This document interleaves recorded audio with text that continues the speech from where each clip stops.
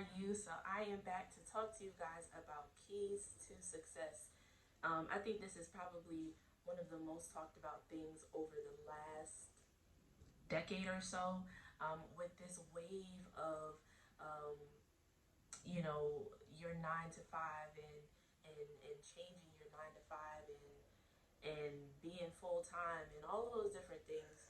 Um, it's afforded us so many opportunities.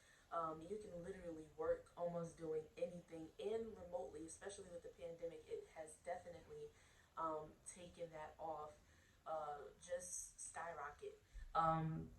But when we really look at it, is that really the best thing? Is that really the best thing for keys to success? So we're just gonna talk about three pillars of having success: consistency over time, never quitting. It takes time, and don't do what looks successful. Do what you're good at. My. That's a mouthful. Any weight loss journey that I've had, any education that I've acquired, anything, any financial goals that I have obtained, it has always been successful when I was consistent and I repeated consistent good habits over time. So you can be consistent, but not see growth. And I think that's something that gets people a lot of the times because they're like, "Well, I've been doing this for this long."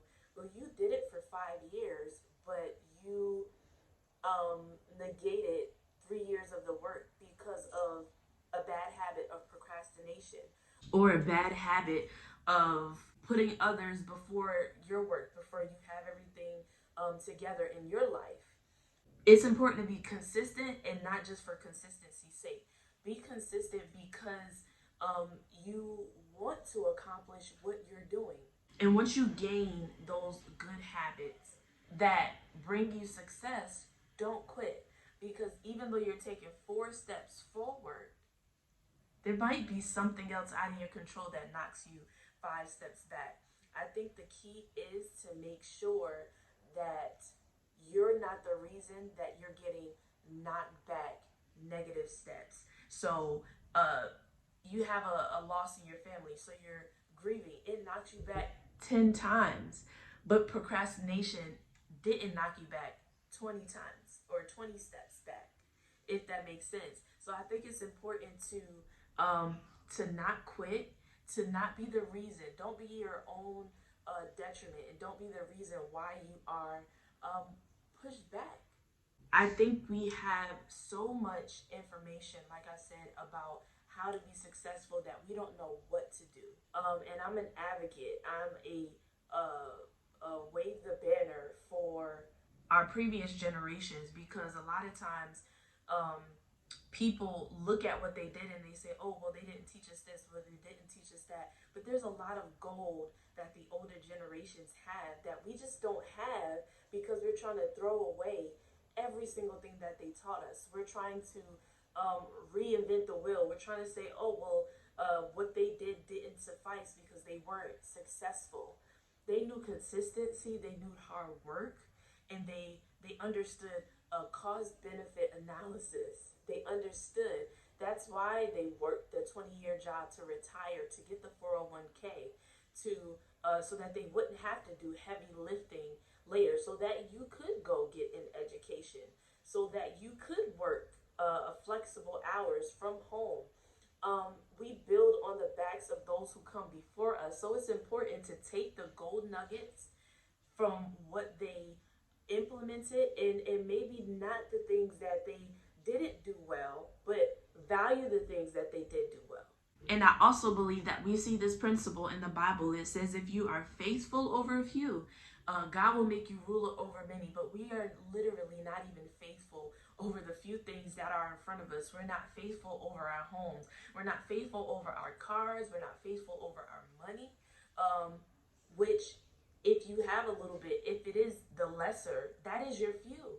But you haven't taken the time to cultivate. You haven't taken the time to clean. You haven't taken the time to manage. So how can you manage something that, you have a Honda Civic, it only requires $300 a year for maintenance. But if you want a Porsche, which is going to take $3,000 to maintenance a year, after you're done, that Porsche is going to end up like the Honda Civic, because you didn't have the necessary resources or the habit to take care of what was yours at the time and at the state that you had it.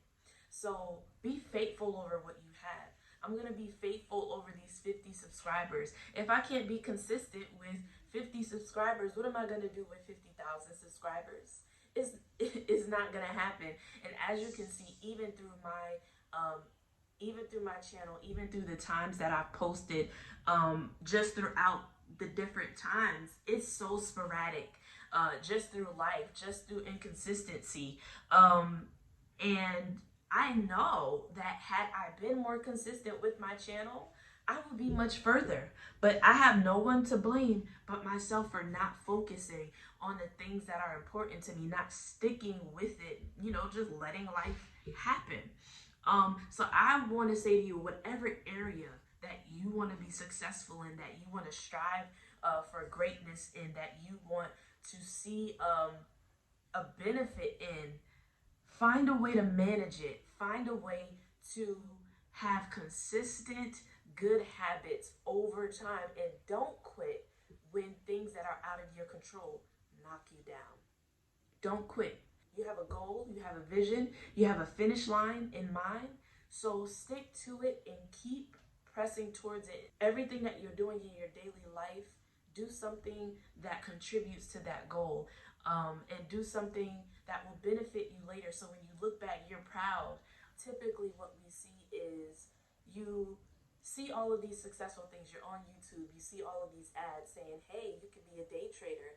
Hey, you can flip houses, you can wholesale, you can be a real estate investor. And your vision or your dream is, be quiet. Your vision, your dream is to maybe do hair, or maybe to be a doctor or a plumber or a contractor. But because everyone else is doing this seemingly successful thing, you try to switch over to that thing because you're chasing success. You're chasing the thing that looks like success. That's not going to get you anywhere, because what you end up doing is starting and stopping, and then you never become an expertise. You never get in the rooms that will take you to another level to get you to success. It doesn't make sense to set out to be consistent with something that you absolutely are dreading, something that you absolutely don't want to do, that you don't have a desire to see grow. And I think that desire helps push us to remain consistent, to remain in a place of, okay, now today, how can I take 5 steps forward without taking 4 steps back? Don't compare yourself to anybody else. Success for you may be different for success for somebody else. You might want to be a millionaire. Somebody else might want to be a thousandaire. Everybody doesn't want to be a millionaire. Some people want to be a billionaire. But just because that one person is a thousandaire or the other person is a billionaire, it doesn't diminish your goal. It doesn't diminish your success. And you wanting to be a millionaire, or you having a desire to just manage your money or to budget it properly. So focus on your path, on your goal, on your dream, your vision, and your endeavor, and you can't beat that. You can't get any more successful than that. I love you. This is Ms. Radiant. I love you. This is Ms. Radiant signing out.